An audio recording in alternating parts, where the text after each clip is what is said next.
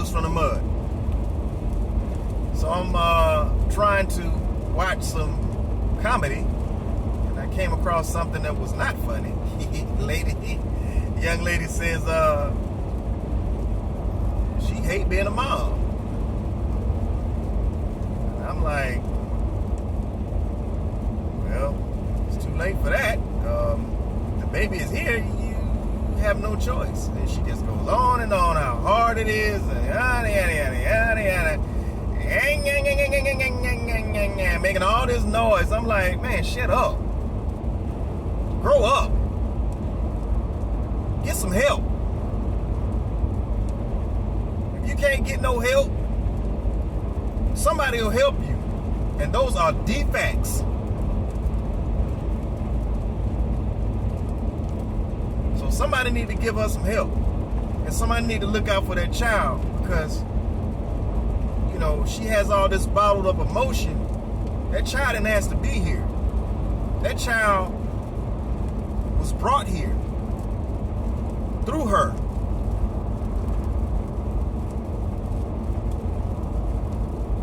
No choice. That baby didn't get to choose who her mom and dad was. Whether it's a night of passion or a long journey of marital bliss. That child had no choice. And long as life is continuing, the clock goes on. That child will grow. That child will get older. That child has to also figure out life. And if he or she does not have a mother or father to help, it's going to be really hard. That child is going to have neglect.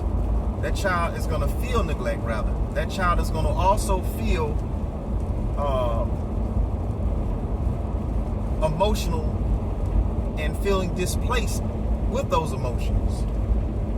Not going to know how to handle certain life lessons because they don't have someone to help guide them through that. I guess we as parents do such a great job that we make it look so easy that the young generation coming out, they're thinking that it's just a catwalk and they just, it's just easy. Y'all just don't know what you're doing.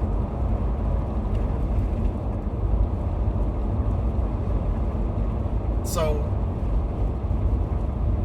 she just gonna have to shut up and grow up, unfortunately, and do it fast, because that baby needs you. Whether you want to help or not, that baby needs you. And it's unfortunate that you have to be the one to teach, but you better go find that dad. And I'm hoping that he is halfway decent, because neither one of you probably are of age to have a kid. But even if you are of age, I'm hoping that it wasn't a night of passion, because now you have a lifetime of pain. And it ain't from the kid. It's from dealing with the person that you had the child with, and dealing with your own personal issues, the depression and struggles that you're having to deal with in itself. And there's no stopping, because that child is your responsibility beyond 18. Wake up. So somebody need to get her back on code, because she ain't on code at all. They need to pull her shirt and say, hey, girlfriend, sister, you out of code here. You need some therapy? You need some help? Because that lady gonna hurt that child. It's gonna take one conversation. And don't let that child be a teenager. Oh my goodness, you really gonna have a problem. What's gonna hold her back from physically harming that child? When that child has developed an opinion, has developed their own thoughts, their own spirit of entitlement. You know what's unfortunate is that there are going to be powers that see this, and they're going to look at that and they're going to say, see what we mean? See? Someone that looks like her don't supposed to have a child. You see what we talking about? Planned Parenthood. See, this is why. This is what I'm talking about. This is what I'm talking about. And on top of that, that stereotype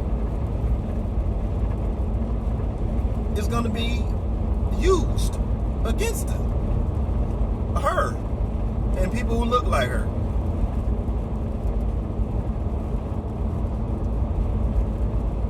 It's not going to be easy, darling. It's not. You can ask any parent.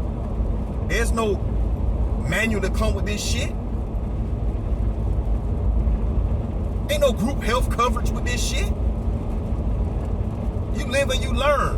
You fuck up and you fix it. You keep it moving. All that whining and complaining and crying, you almost messed up my day.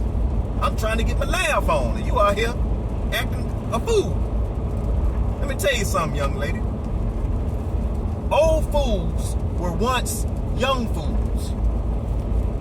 Life jerky. Chew on that. If you don't get it together, I'm telling you, defects will help you.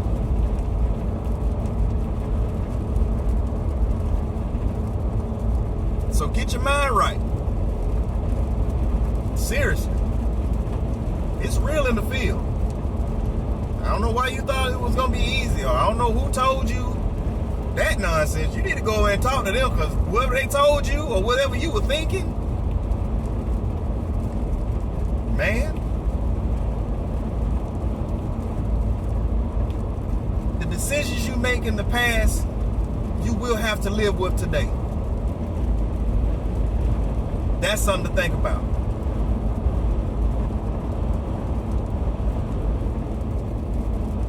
That's something to think about.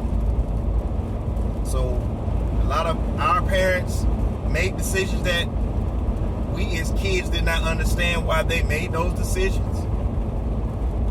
If they're there, maybe they can explain it to you. But you are obligated to do just that. You need to explain it. If that child is not old enough to explain it, then you need to allow that child to be in a better living condition. Because right now, it is harmful. There are too many kids in these doggone shelters and homes. Let me fix that. There are too many kids being assisted by the government. That's what I want to say. We're giving them too much power to come into the home. Because this also is going to be an issue with them saying about parenting. They're going to also say that when a parent is unfit, that we need to make the decisions because they're not able to make these decisions themselves. This little episode that she has put out and gone viral is actually a detriment to the community. It's a detriment because she is actually not getting the proper help that's needed. Her venting should have been venting elsewhere. That energy should have been somewhere else, not online. Because now it's out there. And you better hope that child does not see that video. Somebody's going to probably hold on to it. And someone is going to end up allowing that child to see that as they get older. And again, I say as a PSA that post-pregnancy depression is real. It may be called something else. I know it's real.